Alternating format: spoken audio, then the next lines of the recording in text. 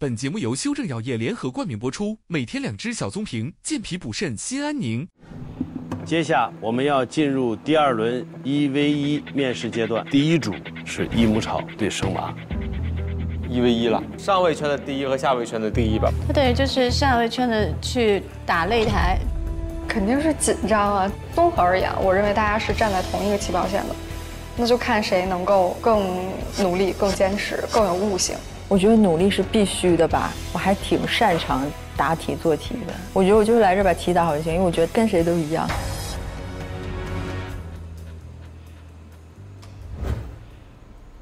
老师好，老师好。上午经过了一系列的考评，应该说你们2个表现非常优秀的，谢谢。不管是哪种方法，都表现出了你们的基本功很扎实，在处理一些事情上呢，也能够非常好的运用。上午都是你们的要面，那么我想你们俩分别自我介绍一下。各位老师好，我是来自北京中医药大学2018级齐黄国医班的赵乐怡，现在是博士阶段。我的专业是中西医结合临床。我的特点呢，应该是有5个一。首先，我所在的院校在中医药院校当中排名第1，所在的齐黄班也是首个本博贯通的专业。哇，齐黄国医班，这是谁家的孩子？我在本科毕业的时候，在班级当中综合成绩排名也是位列第1。哇，他在这儿也是第1。也得了2个第1了，然后并且通过将中药文化、还有非遗技艺以及前沿的科技手段相结合，获得了国家级奖项6项，市级奖项23项。哇，太牛了！别人家的孩子。那此外还发表了 SCI 4篇，有4项的专利，还有7项的作品著作权，拥有11项奖学金，其中人民网奖学金也是我校首位获得的同学，在当年的话是全国14位本科生之一。生麻在那儿，哇哦！我的天呐，生麻了。目前我的综合奖项应该在中医学生当中是处于领先位置。那我也始终相信的就是，点滴的积累都可以汇聚成以后照亮我前路的光。我也希望可以像益母草一样，声音里带着草木的温软，但是心里始终深藏着扎根的坚韧。然后希望呢，也能让越来越多的人看到当代女医者不可替代的光芒还有担当。好厉害！谢谢。我觉得他超厉害，他有好长一段自我介绍，他自我介绍是真的实打实的，就我觉得很欣赏他。我的天，他发明专利就有4项，在创新创业方向获国家级奖项6次，市级奖项23次，才25岁。感觉这样称呼别人学员，我都感觉我有点冒昧了。冒昧了，冒昧了，真厉害！老师们好，我叫王涵，来自黑龙江中医药大学。然后我的爱好有很多，像 DJ、扬琴、吉他、唱歌都是我的爱好。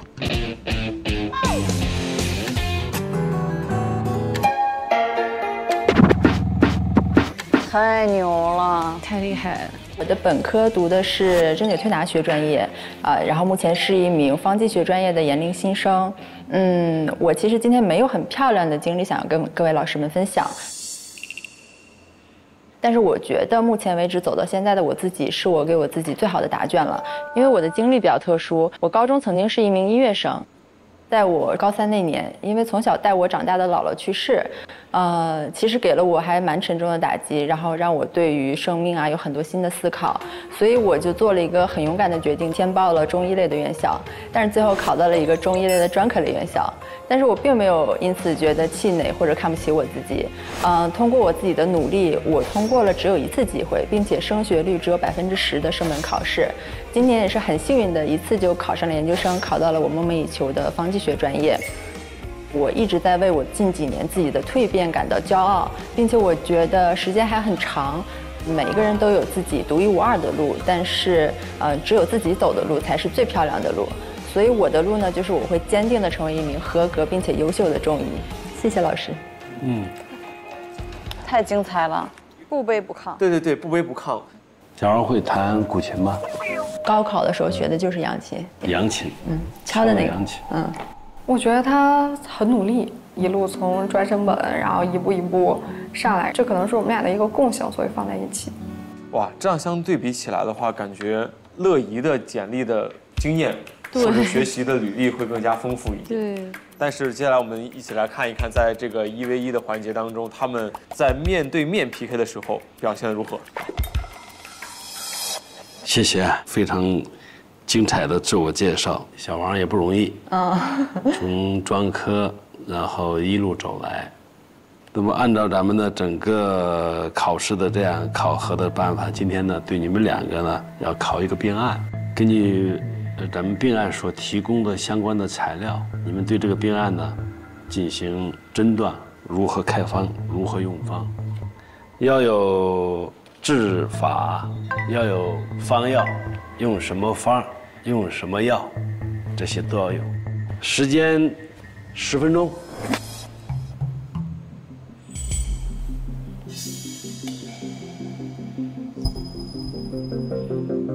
患者主诉乏力疲惫半年余，加重1周。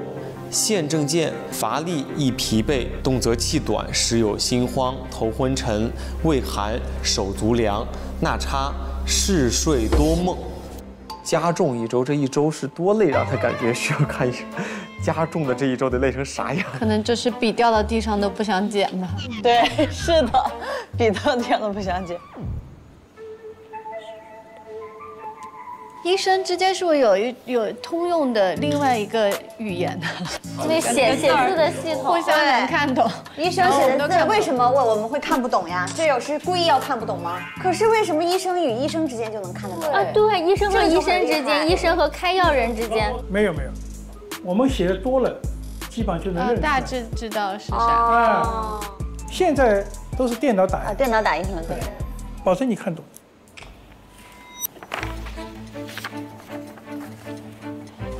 不用着急，就是看病历认真，详细看一看诊断要点，不着急写。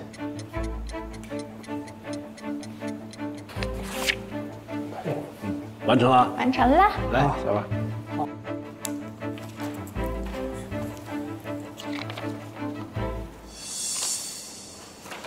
你们俩分别给讲一讲怎么诊断这个疾病的。好，是这样的，因为我想说中医治病要急则治其标嘛，但是他其实来就诊的时候，这个什么心慌啊、气短啊，其实并不是很严重的表现，所以我想以他的痛经入手，先去治疗这个痛经。那治疗痛经其实最常用的方就是四物汤，但是结合他的一些表现，像心慌啊、气短呐、劳累后乏力啊，因为劳则气耗会损伤脾气，所以我在考虑他是否有气虚的表现。他有畏寒、手足冷的这样一些表现，其实是代表了阳虚，所以我在方子里加了一些桂枝，可以温通经脉、助阳化气。同时，他有大便不成形的表现，我在考虑说要不要给他加一些白术啊，可以帮助他健脾祛湿。看到他没有既往史，经量少，颜色淡红，无血块，无血块代表他没有淤血，然后月经量少，并且颜色淡呢，其实我考虑到他是有一个血虚，所以我给他的诊断其实是气血两虚。回答的好细致。他是方剂学专业的，我把100张方子背出来，他还去考。他舌色呀和舌苔呀其实都还行，但是他有齿痕，所以我在考虑他是一个脾虚湿盛的表现。结合他的脉象，我就考虑他是气血两虚之后，我用到的方子就是八珍汤，因为八珍汤其实是四物汤加上四君子汤的一个结合，我觉得刚好能针对他的这个痛经，既能调经，然后又能补气养血健脾。同时觉得，因为他痛经是一个没有办法中药马上缓解的表现，所以我们可以考虑以针灸的方式进行一个辅助治疗。所以我选择了关元、三阴交、阴陵泉、地基和气海这几个穴位留针20分钟可以帮助缓解痛经，并且艾灸神阙其实是一个非常好的可以帮助调理痛经啊、温通经脉啊这样的一个方式。这个就是我的思路。好，很厉害哎，表达很清晰。对，就他的表达我们是能听得进去的，虽然也听不懂，但是能听得进去。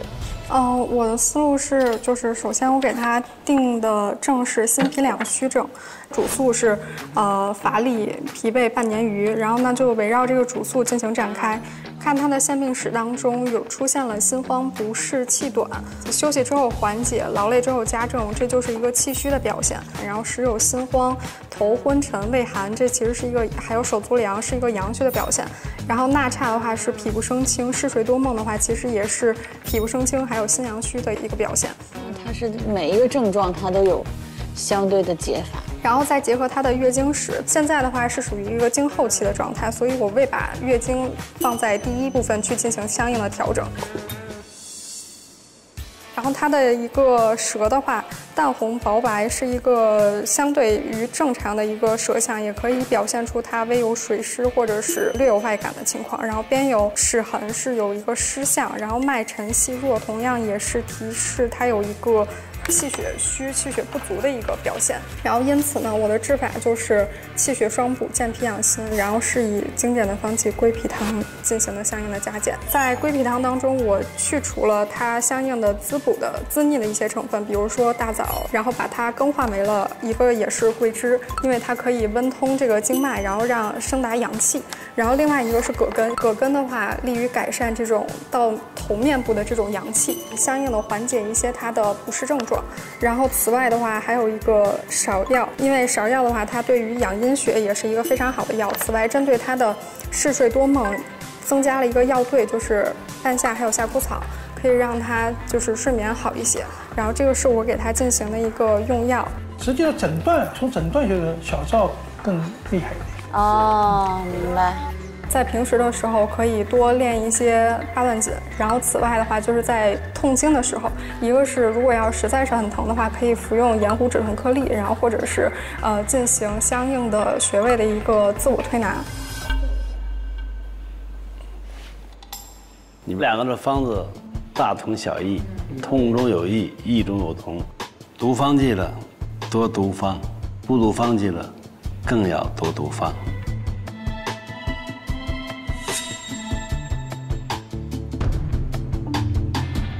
刚刚两位表现都很好，太吓人了，简直是太值得骄傲了。我就说谁家的小孩儿？实际上他们两位都是在自己的领域里面都是非常好的。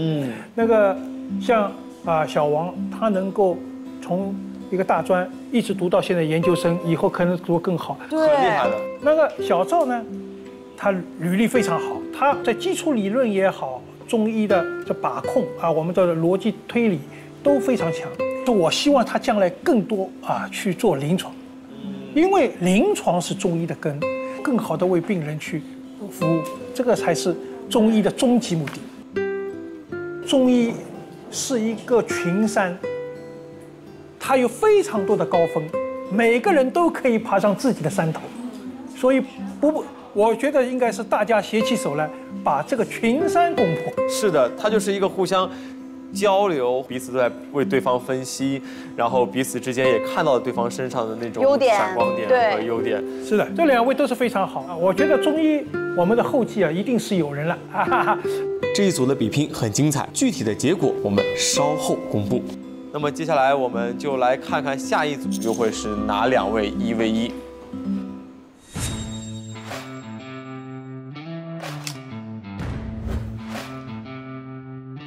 独活一件喜。老师们，我们来了。耶，老师好。哇，这里面好冷啊。冷吧还在？超可爱的小妹妹。好，空调关一会儿。太感谢。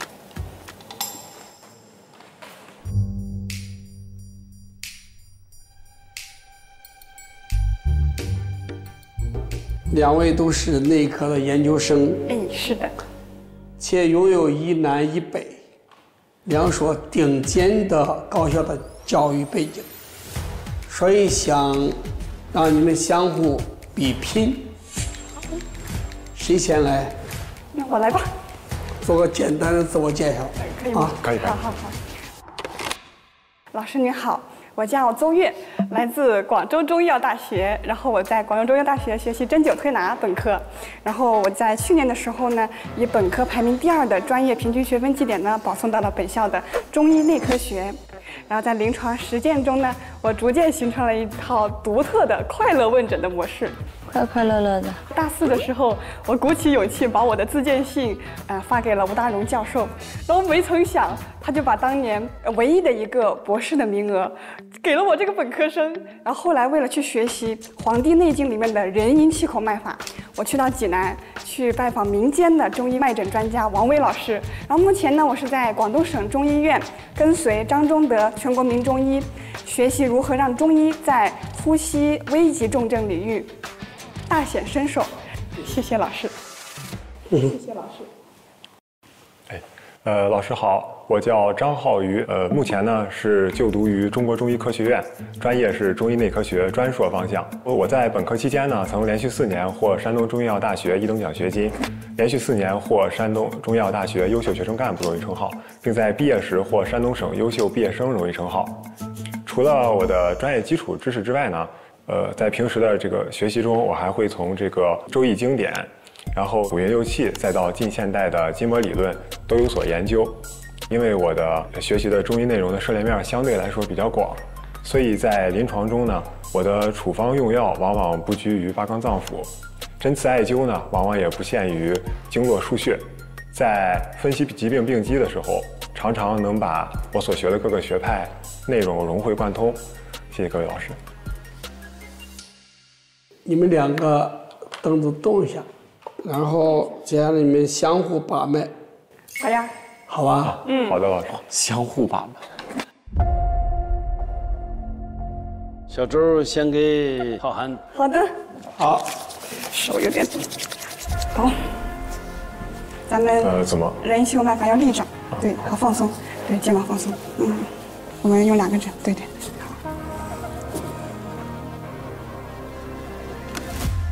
双手还挺厉害的。双手把。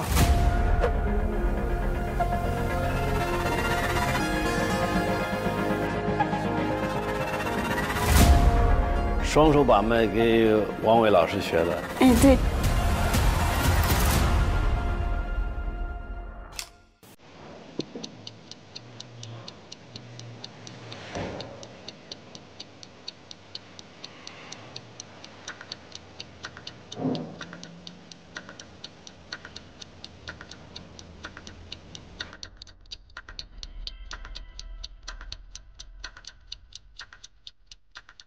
他的脉就特别弦，然后因为排除他现在比较那个紧张，对紧张这个情况，他的那个脉弦，并且它是整体脉管的中曲是最有力的，并且它的左关前一分比右关前一分要大，这个时候呢是大1倍的话，我们会是少阳病，同时结合了枸杞顺口里面的它那个弦象，就可以确定它是一个少阳病。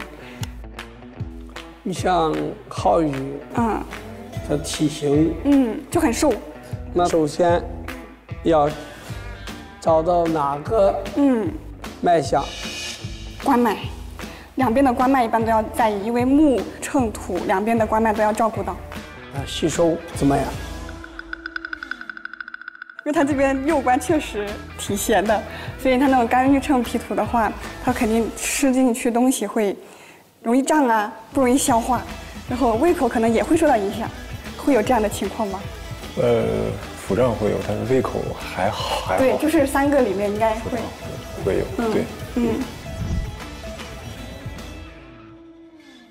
对，他这样的，你给张浩摸脉，他的脉象是正常脉象还是异常脉象？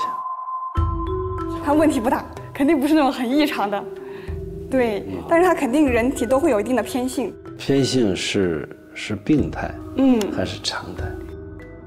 病人的话才会有偏性。浩宇的脉诊完以后，它是常脉，是吧？但是还是有些邪气在的，就比如说寒邪啊，他一直没回答问题是吗？浩宇给你诊脉，我看看。好嘞。好。老师，我也是双手诊脉。可以。你们俩都是学的双手诊脉，都从山东学的。是，因为我老师平时在临床也是双手诊脉，叫六指擒龙。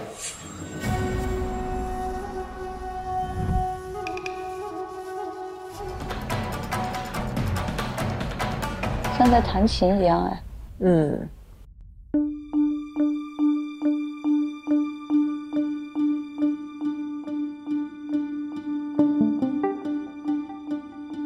我一般把脉的时候是会先摸这个腠理，那它的这个肌凑呢，相对来说是比较紧的，尤其是在两侧的尺部还有关部，这个提示的是一个腰背部的一个受凉啊、僵硬啊，这一类的情况。然后呢，再看这个脉象，脉象从寸脉在浮取的时候，这个患者的左关脉这个地方是有一个明显的一道弦系脉的，那这道弦系脉呢，代表的有可能是这个肝气发动，跟他当前的一个精神状态是相关的。他的这个2个寸脉呢，相对来说都是偏空偏细的，整个这个力量偏弱，平时就容易有这种畏寒啊、容易感冒啊这一类的情况啊。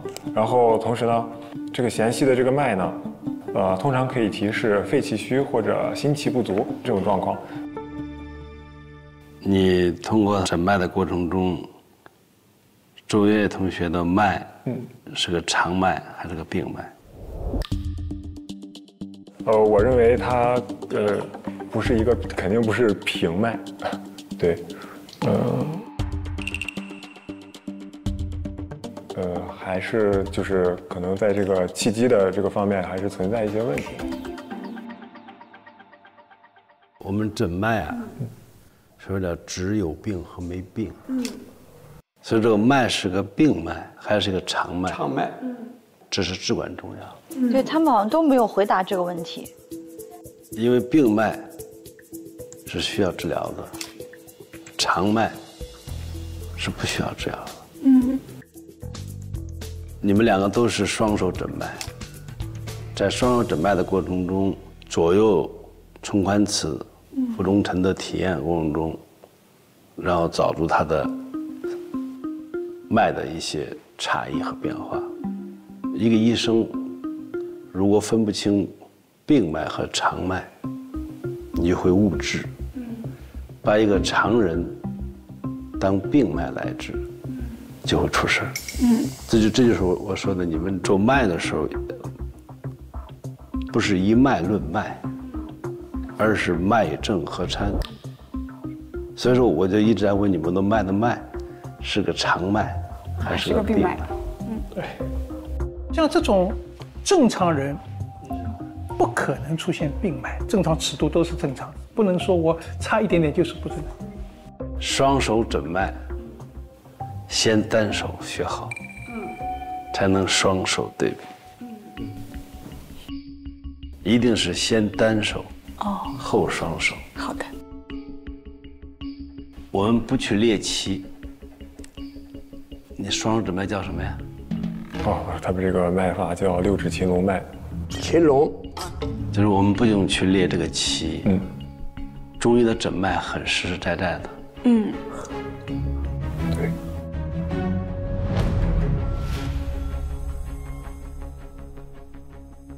脉诊确实是中医一个非常重要的诊断方法。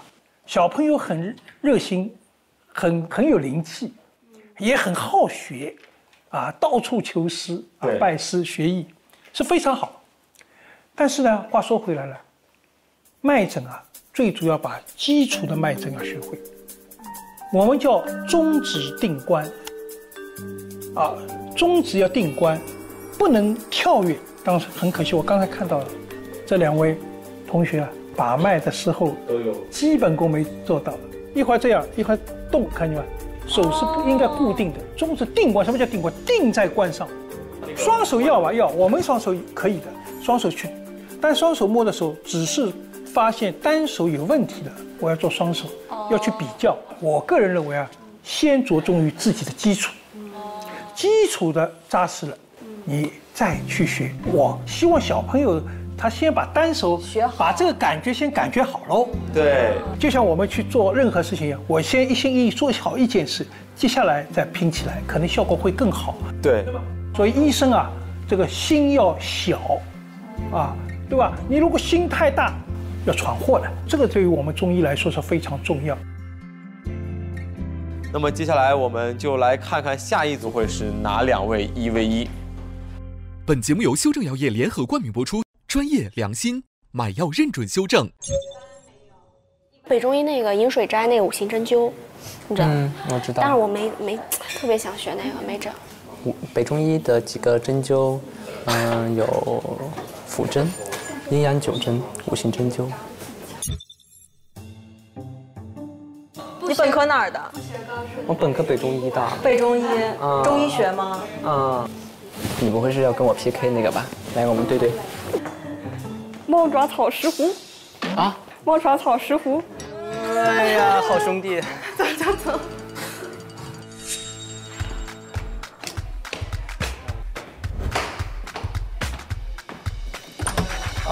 老师好。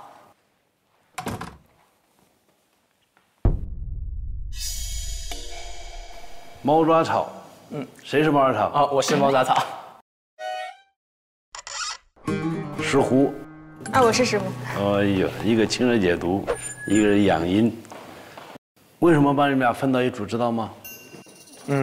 我俩都是针灸方面。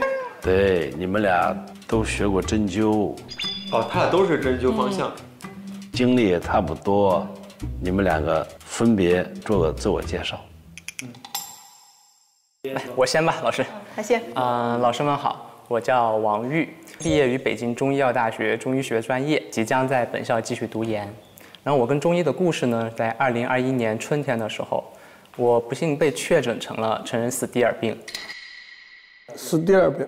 对，斯蒂尔病。我知道。斯蒂尔病是什么病？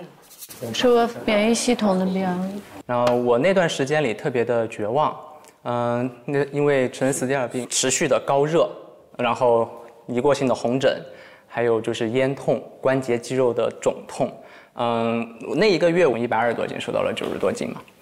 在那个时间里呢，我就快对自己的生活、未来生活就没有信心了。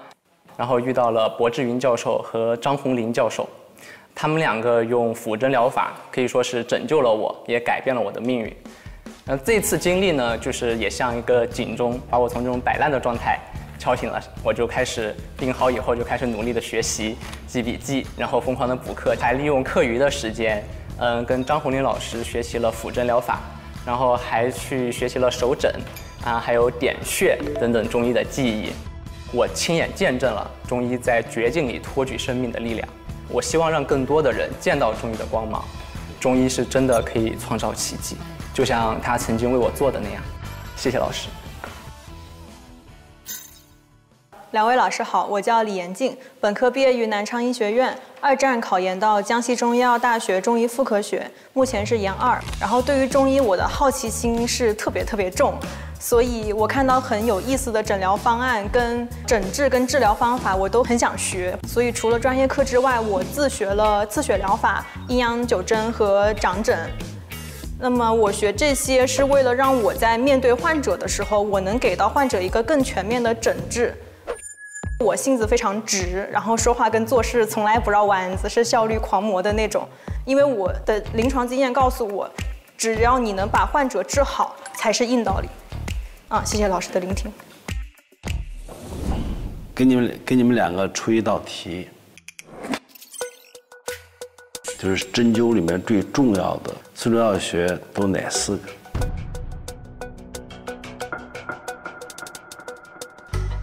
咽口合谷收，肚腹3里留，头项循列缺，腰背尾中求。我拿一个针灸这个点穴，这有一个针，让我们看一看。你先点点它的穴位。第一个穴位是什么？是合谷。合谷是怎么描述它？我找合谷的方法是双手张开，这个边缘上一横指，或者说手并拢，它这里有一个微微的隆起。一般在治疗面口类疾病，包括其实其他疾病我都会配合谷，因为合谷还有一个开4关穴，合谷跟太冲。老师下一个他来说。内关穴，然后一般的取穴就是在腕横纹上2寸，然后2个大筋之间。握拳。是你的2寸还是他的2寸？他的2寸，一般就是用同身寸的2个或者是3个手指头左右，然后在这周围呢找得气的位置，然后找它酸胀的位置才是准确的内关穴。它主治什么病？它主要是治疗心胸的一些疾病，可以治疗心悸、心慌、胸闷等等。好。然后我来一个腰背尾中求，老师可以吗？对。您站起来，好，您站起来。好的，师弟背对我来。一般在膝盖窝的中点，然后这个地方叫委中，因为它属于膀胱经，所以一般我们就是比如说患者趴着或者侧躺的时候，我会取委中穴，然后跟委中配的还有一个委阳，然后还有一个承山穴，它治疗就是膀胱经所过的穴位，所过的疾病它都能治疗，从下面到上面，包括到头面。然后除此之外，除了针灸委中穴，我还经常用刺血疗法，因为它一般一个肩颈或者腰椎，然后包括一些头后面的这些疼痛，它用刺血疗法，它是比较明显的，而且经常能放出那种颜色比较黑的血，就是有淤堵。委中怎么放血？找它委中穴可以看有淤血点，有淤血点的话就放，等它的血液颜色从黑变到红就马上止住。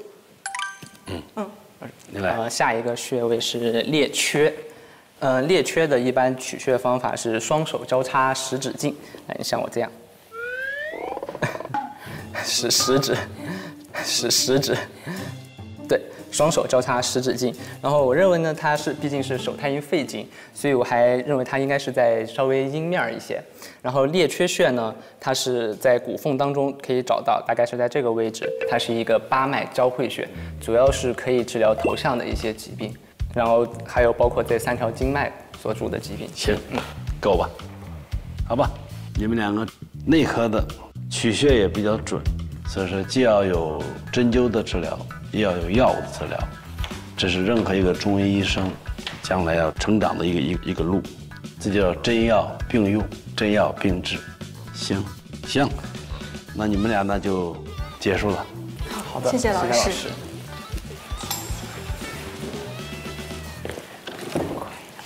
这俩孩子也不错。这孩子他自己感受过针灸，对，他喜欢了，对，他喜欢呢就不喜欢是两个概念。是。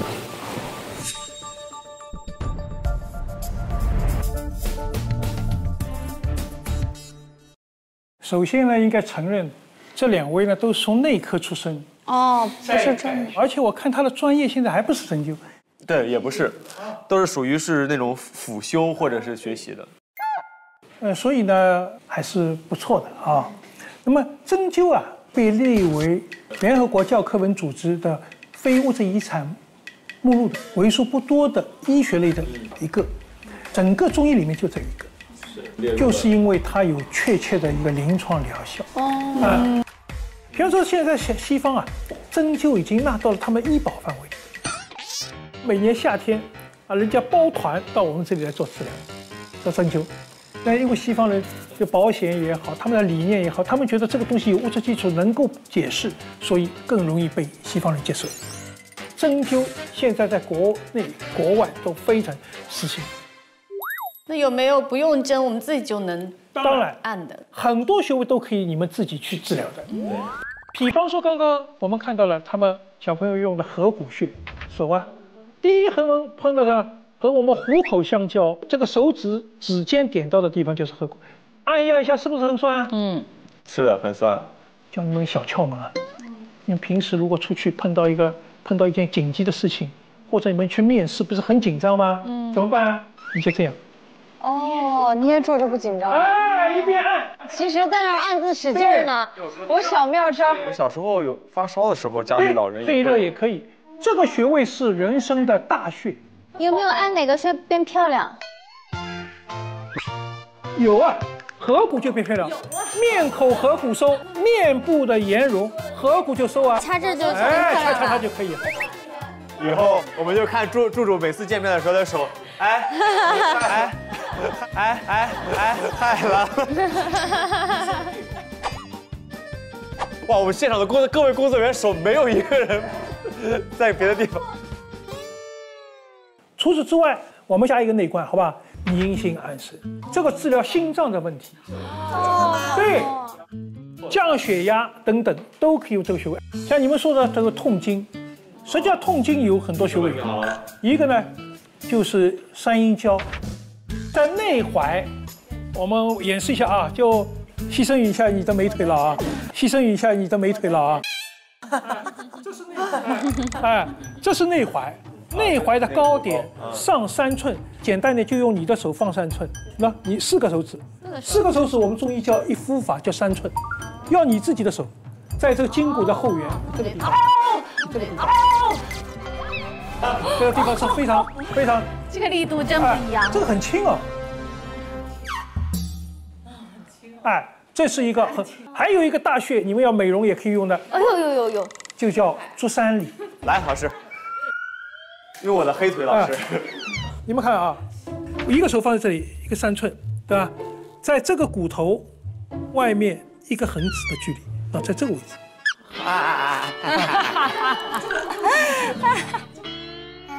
这个穴位是人参大穴啊，这个对提高免疫、美容啊、养生啊，我们叫一针足三里，赛过吃个老母鸡啊，就是这个穴位。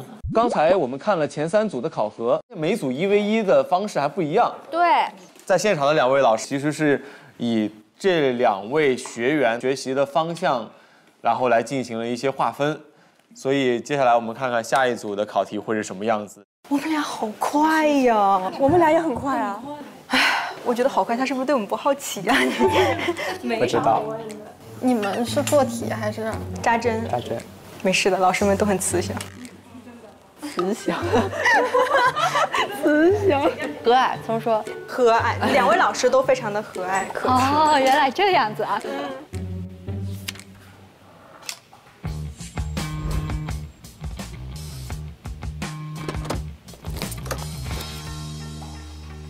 老师好。准。请你们2位自我介绍一下。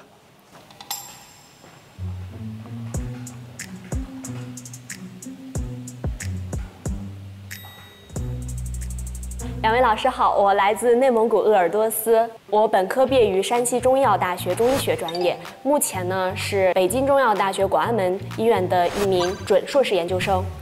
我的医学旅程呢是从我的姥爷开始的，他是一名非常朴素的赤脚村医，他是我的第1位启蒙老师。我的科研和竞赛经历呢，我是参与过这个互联网加创新创业大赛。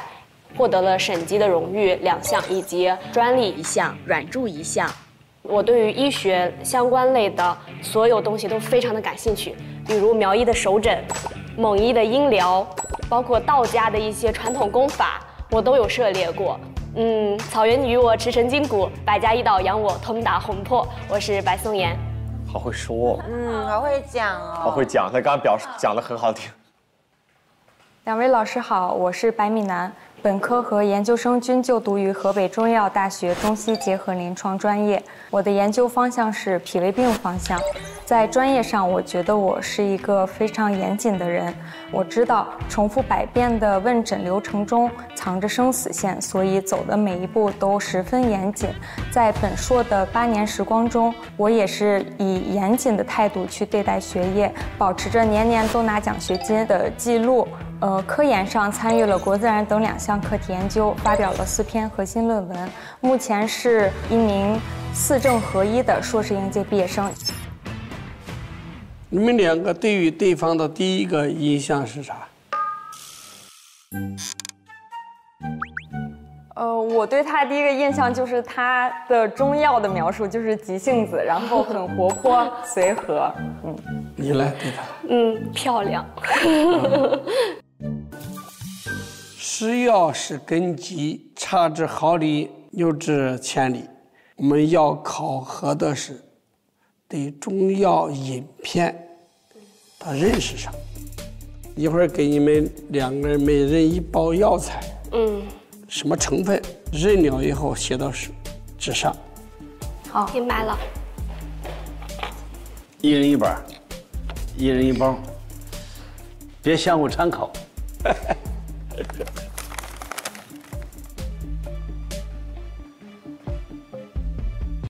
哇，这一大包。哇哦，这什么啊？药片儿。对，中药饮片。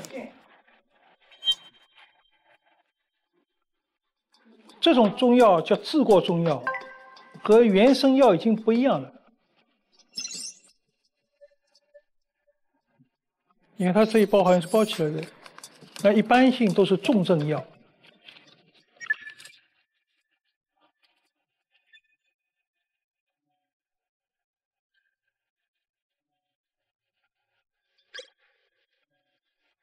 这样切和这样切完全不一样。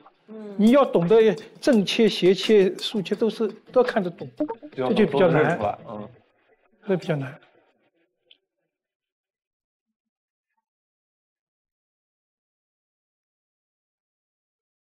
还有3分钟。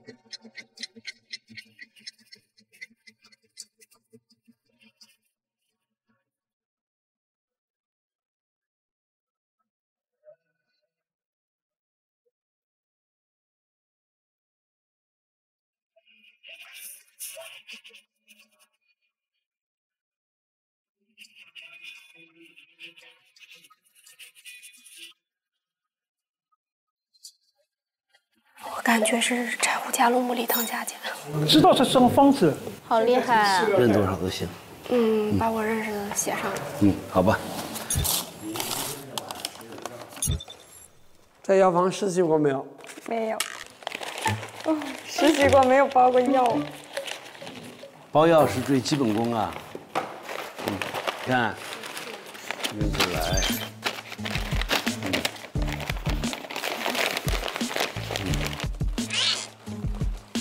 以前是这样。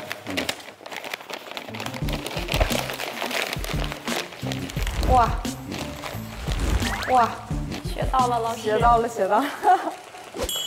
太厉害了。闽南是找出来12味，但是有一味药错着了，带黄找成黄连了。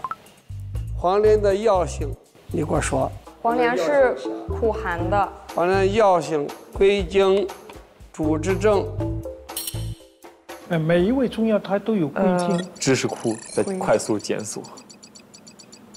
黄连归心经，苦寒，有清热泻火之功。你没有背过药性赋吧？没有。黄连味苦，泻心除糊，清热明目，后肠之理。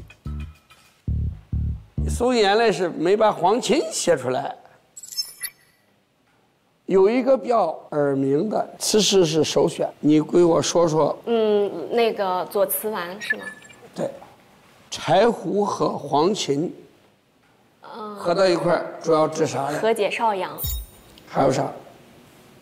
它就是来调节这个少阳的气机不利、积疏不利。柴胡的话，它是能够解表，能够疏肝解郁；黄芩的话，它是能够清热燥湿、清上焦、肺热。柴胡它主要归经归在哪儿了？重要归经归在肝。还有再一个，我问一下那个人参和大枣。人参和大枣是补益中气、补中益气。人参能够大补元气，然后合上大枣的话，它的这个力量会更加的醇厚、温和。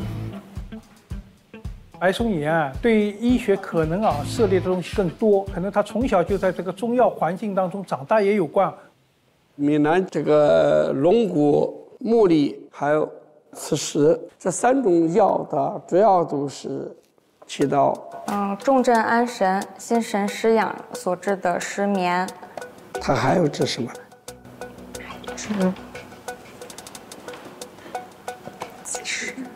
它治心悸不治？治心悸、心神不宁，起到安神定志。好吧。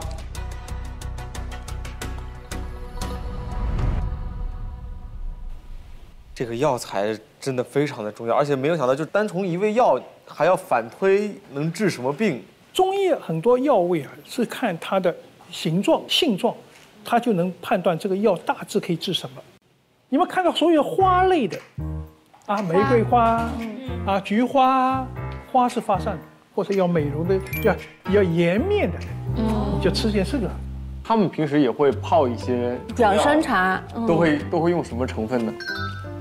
泡珍珠。菊花、红枣。我是提倡你们要有兴趣去学这个东西。你要补肾的，那是吃黑的；当然你要气血足的，那你就是要什么？用黄的啊，黄的。要黄的。我们说五色对应五脏，白的是肺。我们也准备了一些小药材，按照你们的需求，你们会怎么来搭配一下？哦。我觉得我有点肝郁，然后又有点痰湿过重，有点水肿，所以我想用玫瑰加点茯苓。肝郁，你是准备用玫瑰花去发散，对吧？再用茯苓去来利湿，对吧？但我又怕味道不好，再加2片红枣。泡茶呢，记住我们用的药不要就是味道太浓，缓缓涂之，因为我们不把它当做药，而是把它当做一个药食同源的一个膳品在用，3、5枚就够了。我要清火跟补气，清火是菊花，下身是补气的。他就是最近这2天睡眠不太好，然后嗓子又有点不舒服，可以加一点薄荷，它专门对嗓子有帮助的。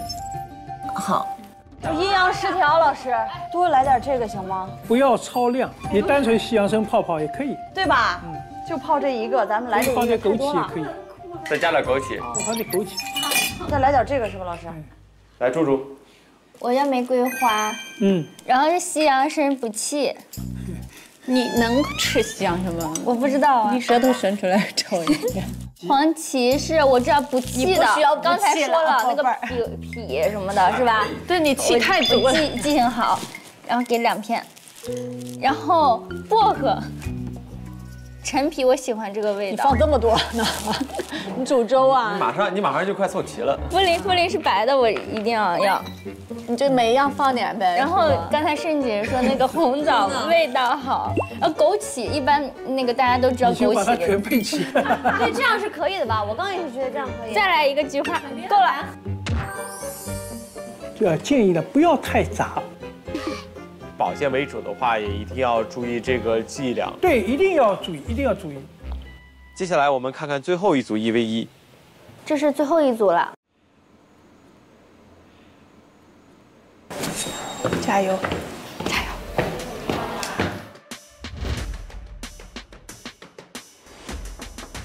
进来。老师们好。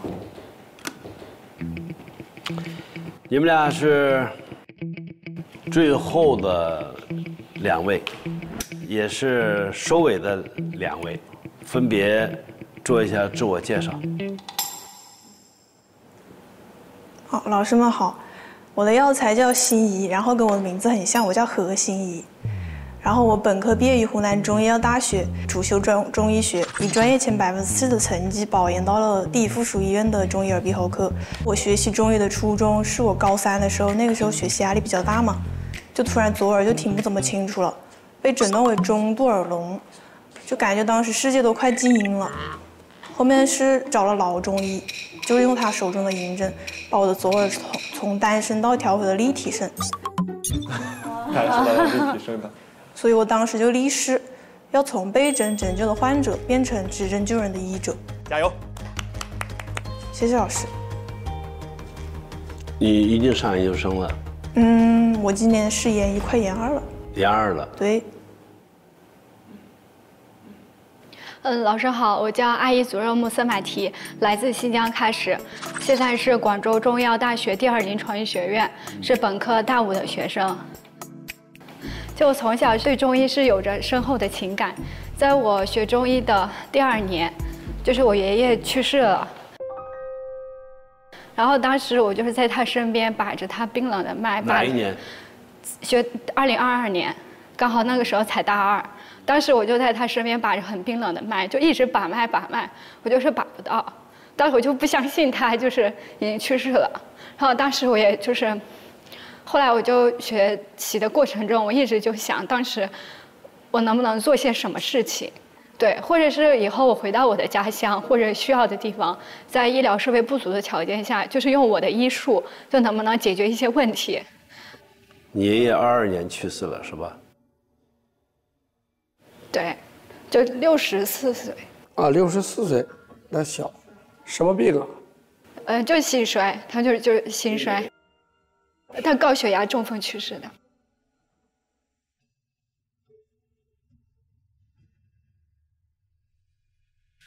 其实很多学生走上学医这个道路，就是或是自己，或许是身边的人，有过这样的经历之后，他们内心就埋下了这个种子。你们俩都是热爱中医的，中医它的学科发展的根基就是经典，像你们现在就应该把经典背好，所以说学医都得背，必须得背。我想问你吧，春夏养阳，秋冬养阴，这句话你给我说，它出于中医的哪一部经典？《黄帝内经》四气调神丹论篇。哦，那么这8个字儿，它的含义是什么？春夏养阳，秋冬养阴，其实就是我们天人合一的整体观念在养生方面的一个重要作用。就一年四季的话呢，会有就是阴阳会变化，就会有春生、夏长、秋收、冬藏的这种变化规律。那我们就是人体呢，就要适应这样大自然的变化规律，也要相应的要做调整。而其中的这个“养”这个字，它其实不是补的意思，就是我们要顺应，在顺应的基础上要调节。就比如我们春夏的时候吃一些比如羊肉汤或者是三伏贴啊，这都是在助养。秋冬怎么办呢？要藏阴气，要敛。养阴怎么养啊？我们就可以起居方面呢，就可以早睡晚起，还可以多泡泡脚啊，然后呢再吃一些助潜阴的一些食物。哦，真不错。就比如我们民间说的这个冬吃萝卜夏吃姜，还有这个秋捂秋冻不生杂病，就这些说法都是这个理论的一个重要体现。说的真好。叫何心也。我问你一个经典里面的一段话：见肝之病，治肝传脾，当先食脾。就这段话出自于哪本著作？出自于《金匮要略》，脏腑先后病，脉诊这第1篇。那么它的含义是什么？对你的临床，指导意义是什么？首先字面意义上理解，如果就是肝它出现了相应的疾病，可以表现为那个肝火旺或肝气郁结等等，就要知道它可能会导致脾方面的疾病，治肝传脾，当先食脾。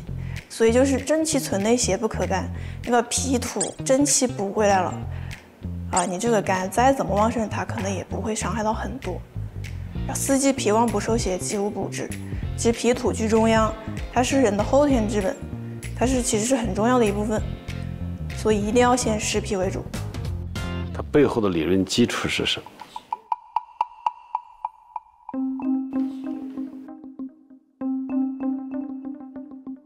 是那个治胃。跟他说，其实就是治胃病嘛，胃病先发。你看我为什么考这2段话？最后你们俩提出来说，第一，它是中医治胃病这个理论的一个具体践行者；第二，它背后有中医的基础理论支撑的，这样我们治疗才能够做的方案才能更加准确精准。然后怎么在它实际中使用的呢？就用这些具体事实点明了。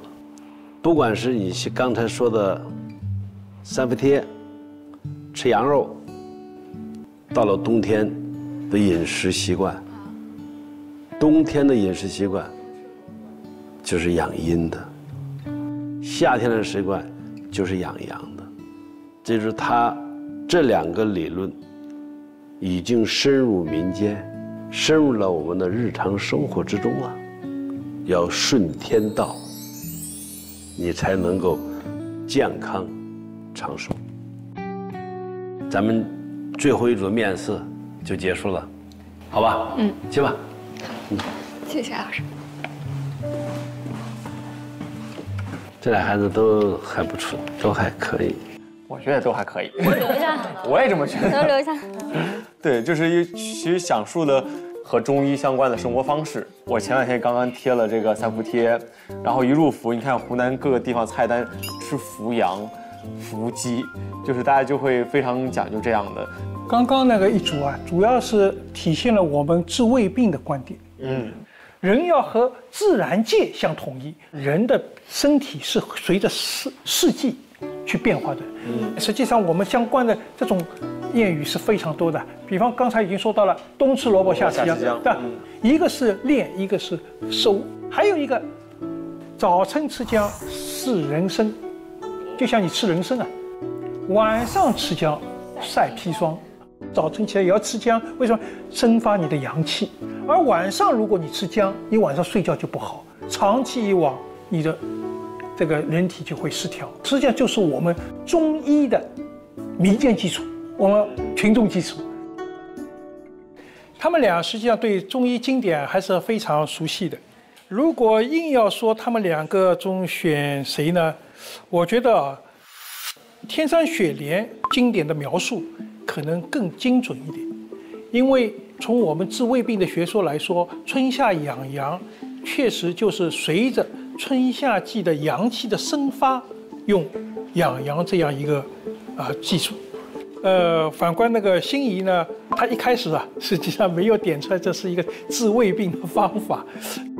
1v1这5组都看完了之后，最终的结果究竟如何？有点害怕。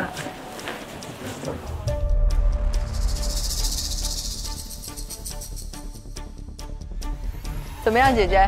紧张，紧张的不行不行的，一紧张又冒汗，是不是？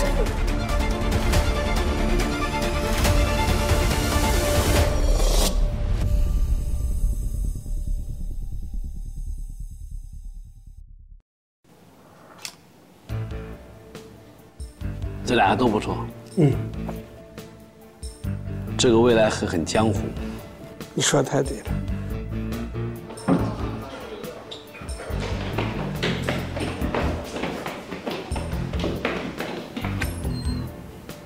哦，师门好。残酷的时候到了。咱们这次在分组的考试过程中，我们分别出了5个内容的题。第一组题呢是传达中医怎么看病的，考的是2个诊断和治疗的这样的题。第二道题考了我们中医最让人感觉神秘的一个诊法——脉诊。第3个我们学了经络的循行、穴位的点注。经络是中医的最基本的功能解剖。经络不明，如盲指月行。我们要让我们老百姓知道，中医的核心理论是经络，我们要把它解释通的。第4道题是认药，知医不知药，不能为成为好医生。最后考了个经典，经典是中医的理论的根中的根。实际上，咱们通过这个5个关，中医是建在一个经验，后来变成一个理论，理论又变成一个实践。所以，学中医首先你们要发心，医生的使命是救人的，一定要是救人。综合上下午你们所有人的情况，我呢把没有被选入启黄院的同学呢宣布一下，但是并不是说你们没有进来就不好，不是，是需要我们再进一步的去学习提高。综合所有的啊，我只念名字，咱们的人名。天哪，不敢听了。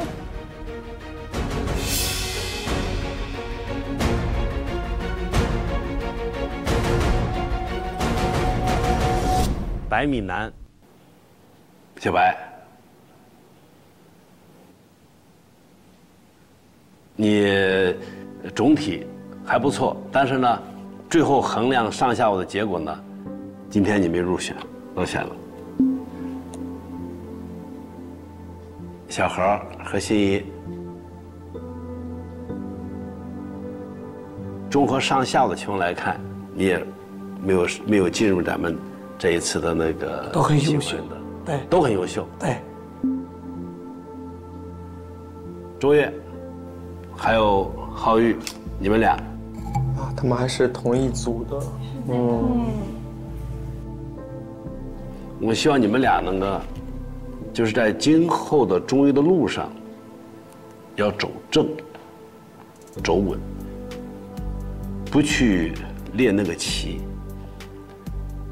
我们也没有必要去在这些地方上展示我比别人高哪去，没有，我们都一样。切脉是诊断疾病的一个技巧而已。你们两个都展示了你们俩的切脉方法。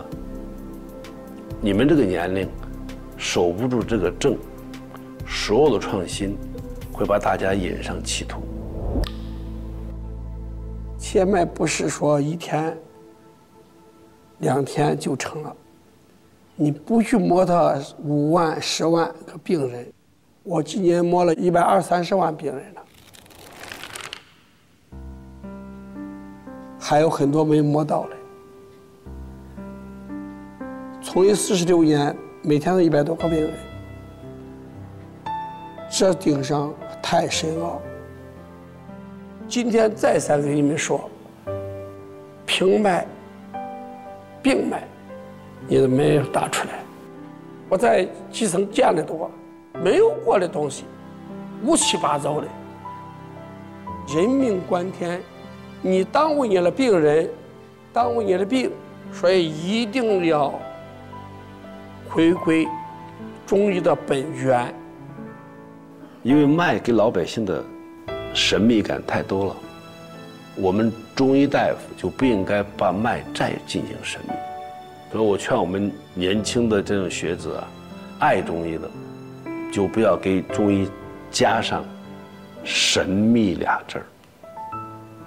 举个例子，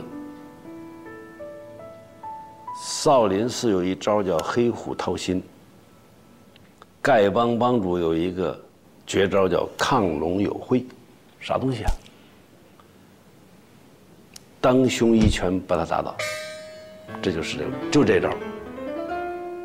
为什么起这个名儿？这种猎奇的心态，就是我们中医在当今科技下，我们不能再有这种状态去了。所以这4位同学呢，综合的所有的成绩呢，就是在这一次的启黄院的入院资格里面没有进来。我考的学生也太多了，你们是佼佼者。你们能走到今天，就已经是非常非常好，而且我也感觉都非常爱学、好学。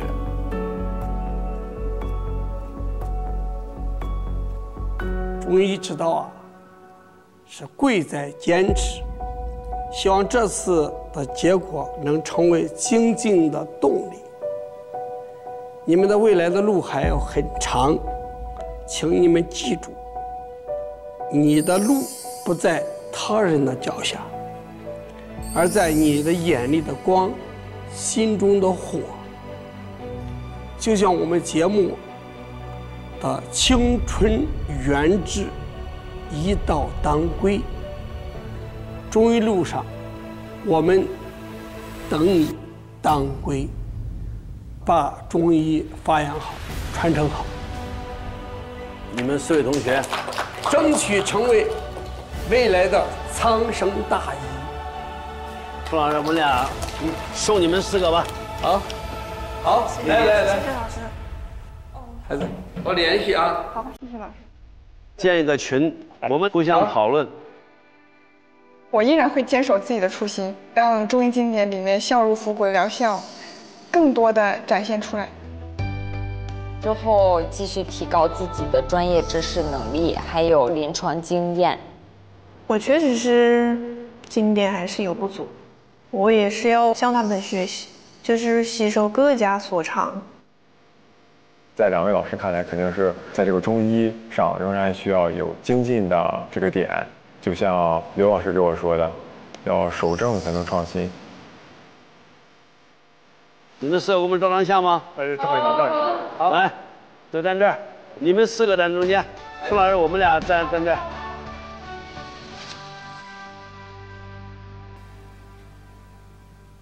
实际上，我们这次出入这场中医季啊，我觉得非常有意思。它不单单是让我们看到了我们中医如何去普及，让更多人去了解、理解，或者将来会运用中医，更看到了我们这样一个培训的模式。这和我们中医未来发展和我们中医人未来的职业是非常相关的，不是一定要到3级医院，就像宋老师一样，我扎根基层。看了更多的病人，提升我们中医的内涵，何乐不为？去诊治疾病，去养生保健，去为我们本人自己，也为了他人，来做更好的铺垫。我希望有更多的中医能够跨出一步，能够更好的从其他的角度去做中医。那么我相信我们这个初入职场中医季的一个开播，可以吸引我们更多的中医爱好者，或者中医的初学者、中医的学子，再重新思考、定位我们中医人的未来道路。谢谢，谢谢沈老师。我们的面试考核环节就此已经全部告一段落了。然后，当然这只是一个开头，在本季未来的日子里面，我们也会看到这些优秀的中医学生，他们成长、进阶。彼此之间打怪升级的过程，同时我们也会肩负起这样的一个责任，希望尽这种节目之力，向更多的观众朋友们去传播、去科普中医药文化。哇，坐了久了，我给你脖子来，你给我整整颈椎。哇，学习，拜拜。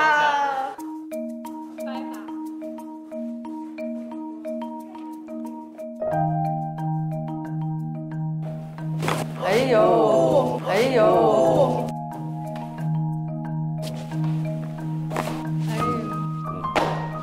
你看这2下都给我打过来了，我颈椎做的非常难受，那是舒服打通督脉。老师，我刚刚在下面也被他正骨了，也是这2下。他也会摆法。我一点点没有老师那么厉害，轻轻的摆。哇哦，你这摆法可以。来，你给我搬一下去，我感受一下。快，这机会，没问题，我这没问题。老师，惶恐，关公面前耍大刀。没事。来，老师低头，低头，放松，没有。来，老师低头。放松，没有，都没成都没做好。你看，我跟你说，你看，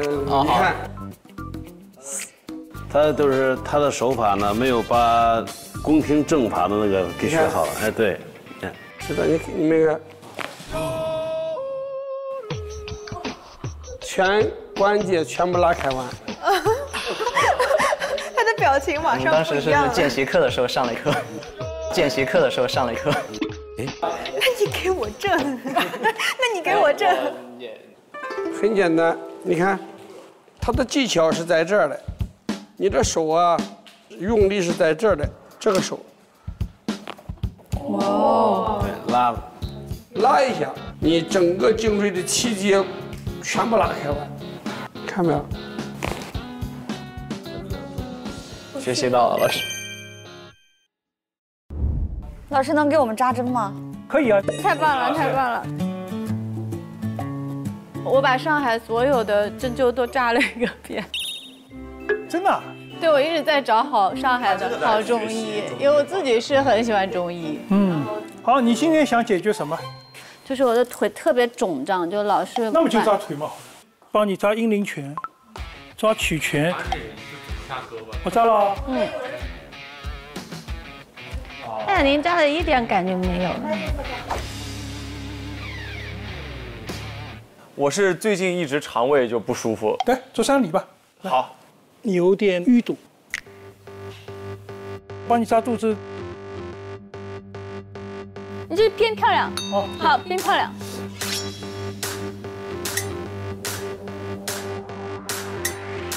我的嗓子不好。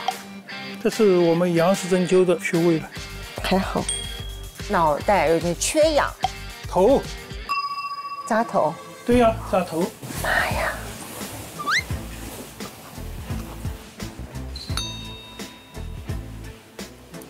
这个根本不痛了。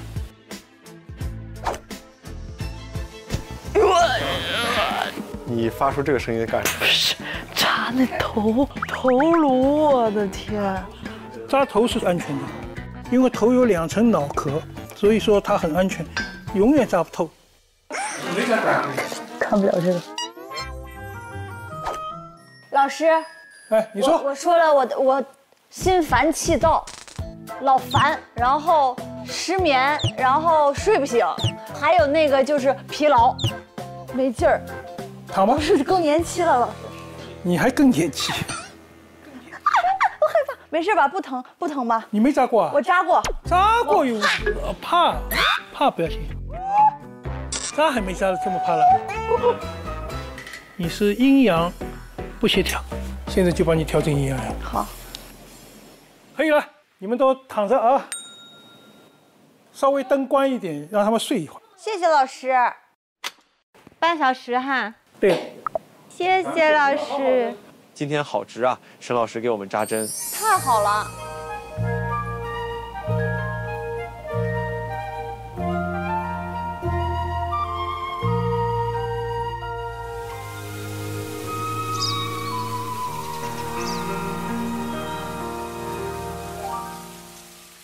进入智能电视应用中心，打开芒果 TV 电视端，大屏4K 更清晰。老师，我想问，脊柱侧弯，我们自己平常应该怎么办？你这样撑起来，后撑，踮脚。你看你的腰开，你不用力都要拉开了。你练不了2个月，腰倍儿直，腰倍儿直，倍儿直。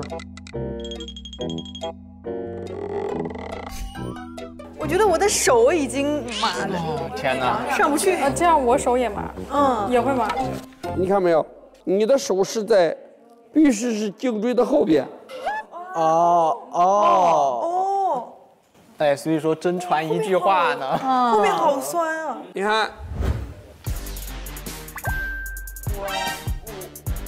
哇！而且你的身体比我们都康健，我的妈呀！哇！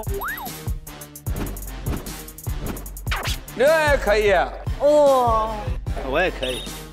不得了，老师们！我现在不行了。现在这还不行呢。上大学的时候，引体向上，一口气能拉100以上。我只能拉1个。这个是莲花动功，它是这样，吸气。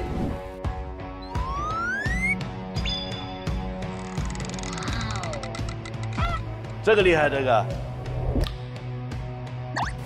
哎呦我的妈呀！老师，你的脸好红，现在。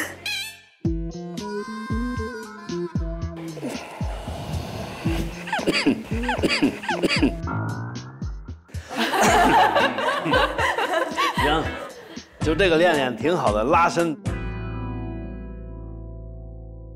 你们6位同学通过了考核，正式进入了启皇院，带你们见一位非常好的一位老师。在这儿。哟，刘老啊，刘老，你好啊，你好啊。老师好，刘老师，刘老师，请坐，请坐。刘老，你好。你看你们好年轻嘛！哎，都是我都是老朽了。我61了，要60了，60了。坐吧，坐。好，坐。那在各位成为初入职场中医暨岐黄院正式学徒之前，我我们还特意邀请了一位重量级的国医大师来助力见证，她就是中国首位女国医大师，成都中医药大学终身教授，中国中医科学院学部委员，中华中医药学会终身理事，中医妇科专业委员会荣誉主委，是当代中医女科承上启下的传承人代表。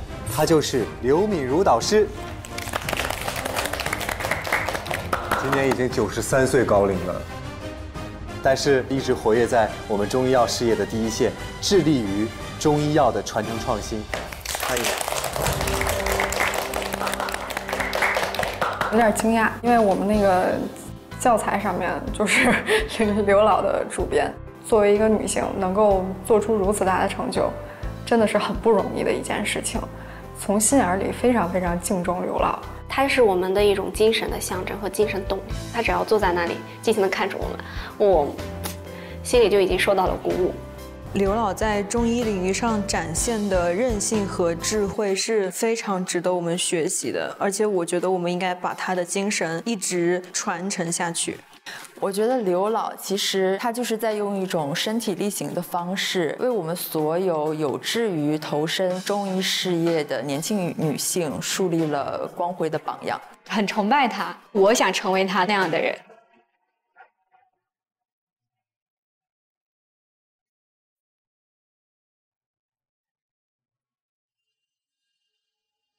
还有首位获中医博士学位的外国医生，中医药文化大使，学习中医近40年的迪亚拉导师，欢迎。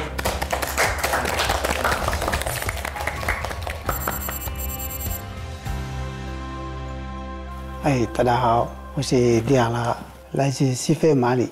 我是84年来到中国，到了中国以后，我说既然来了中国，那为什么不学习属于中国有中国特色的那是中医？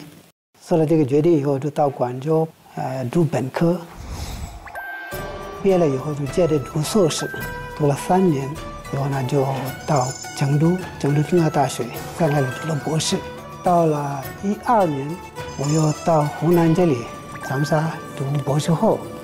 我毕业了以后呢，也是一直在成都，在云南做一些公益的行医。那现在呢，就是负责国家的项目，针对非洲的一个中医项目。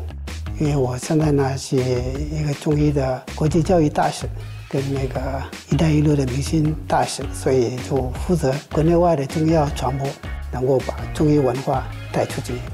我现在呢已经做到了这个，也再去感谢这么多年来这么多老师带着你，这么多同学陪伴着你。没有我的那些同学，我不可能一直做到我现在的这样的一个位置。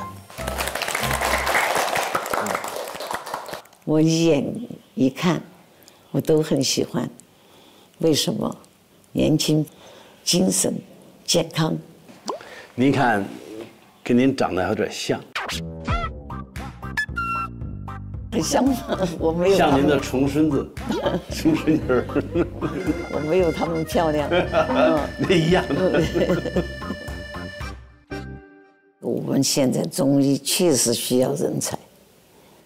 一说那个传承这2个字，都是有先生有学生这样出来，这个不是传承吗？对不对？都是从低到高的。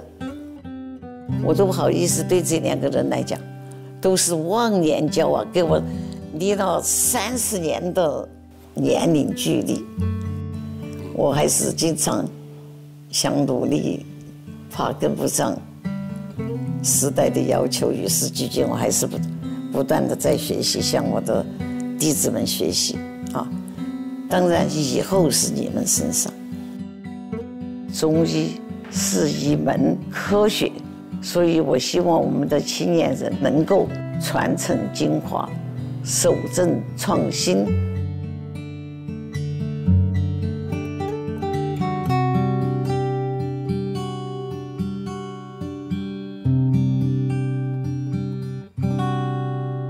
你们的这个项目很感动我。谢谢，非常好，太感谢了。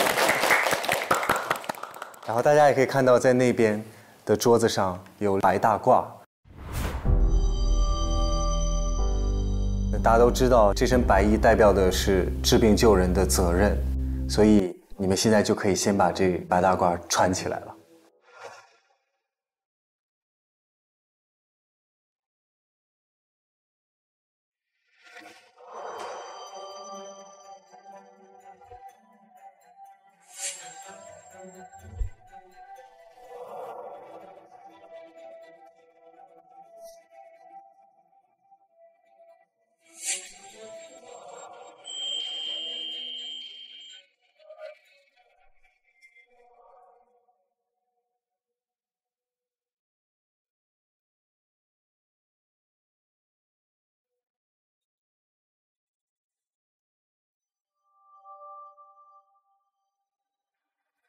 凡大医治病，凡大医治病，必当安神定志，无欲无求，先发大慈恻隐之心，誓愿普救寒林之苦。若有饥饿来求救者，不得问其贵贱贫富，长幼廉耻，愿心善诱，怀疑一致，不同一等，皆如至亲之想，也备瞻前顾后，自律机凶，护惜生命，见彼无恼。若有之，身心凄怆，务必减息，昼夜寒暑，饥饿疲劳，一心扶救，无所功夫行迹之心，如此可谓苍生大医。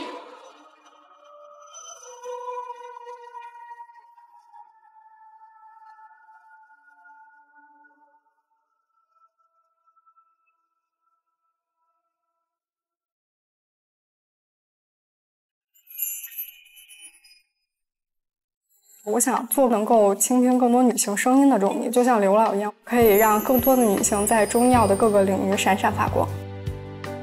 我的一个初心就是，我能够尽心尽力的去尽我最大的努力去把他们治好。救治了一个病人，你就解决了一家人的痛苦。我想成为一名能够守护家乡的中医。未来呢，想成为一个能够拯救病人于绝境中的中医，走岐黄之路，解众生之苦。我想成为一个看病不挑食的医生，把患者治好才是硬道理。我希望我能够成为一个治好病的中医。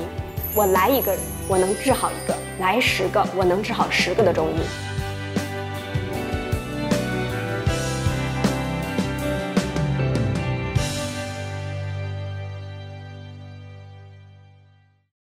本期我们的考核主题是百病由心生，欢迎扁鹊脉学诊法传承人齐向华老师，在齐老师面前就是毫无秘密可言。得过什么病都能拔出来，这个东西答不出来呢。腰疼腿疼，鼻炎，鼻炎都能知道，透明了。你是个暖男啊，我发现。让我摸一下暖男脉，照这个脉找。是不是标准的伤心？什么叫伤心脉？是脉上面远一些，防备男孩子的心理有点重。哦，还挺对的。我给他评定一下。完了，完了。父母的疼爱吧，把这个爱变成了一种焦虑。不能要说了。教育对他比较的严厉。持脉强一些，因为小时候挺压抑，悲伤情绪比较重。别说了，老师，不要哭了。我这边感受到的是凉，这就是他小时候的委屈。他这个针柄，你摸上有一种伤心的感觉。我摸一下，是耶。你们摸到的是我的委屈。我手没停过。下午你们将会面对一些情绪重症患者平脉辨证。手臂有很明显的瘀斑，带血发肥的朋友秀打骂，把这个脉把的我心情不是很好。宝宝，你来例假了没有？1个月来2次。1个月来2次。摸出来你的脉就是经常会很劳累，就是很明显的那种阴虚内热。天下最大的寒是心寒。齐老师来公布一下打分情况，连续3次考核垫底的学员将会被淘汰。看看看大家的肩关节活动度。我开肩很牛的，我是这个长度可以，我也可以。脾脏逼堵法，捂住脾的位置，脾脏是发呼的声音，呼到最后把肛门往上提。哎，扎紧。教你们一个头法，互相左一左，悄悄百会，悄悄印堂，垫着脚，然后可以嘴里有呼，然后钩子再夹紧，手上也别闲着，来来，然后嘴里再。我在蒲公英远志，还有金银花，疏肝解郁，可以没毛病。做个重点操什么之类的，跳 PK。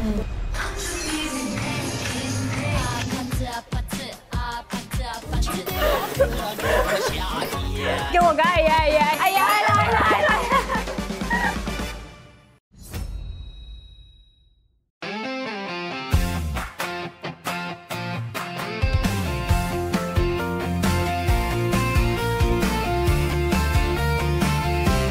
晨光亲吻百草，双背包载满青涩的向往。指尖也动古房里的秘藏，推开门是未知的土壤，迈向诉说生命的回响，压箱萦绕初心的形状，跌跌撞撞也学着去担当，每一步都写下新篇章。汗水浇灌稚嫩的梦想，古老智慧在指尖发烫。只问心之所向，青春远志也都当归。更多精彩内容尽在新浪娱乐微博综艺、新浪综艺。上微博搜索节目官方话题“初入职场中医季”，解锁更多朝养生活秘籍。上微博带话题“初入职场中医季”发博讨论，共同见证中医新生代的力量。上百度 App 搜索话题“初入职场中医季”，一起参与话题讨论。特别合作映客直播。上人民日报健康客户端看我的养生故事。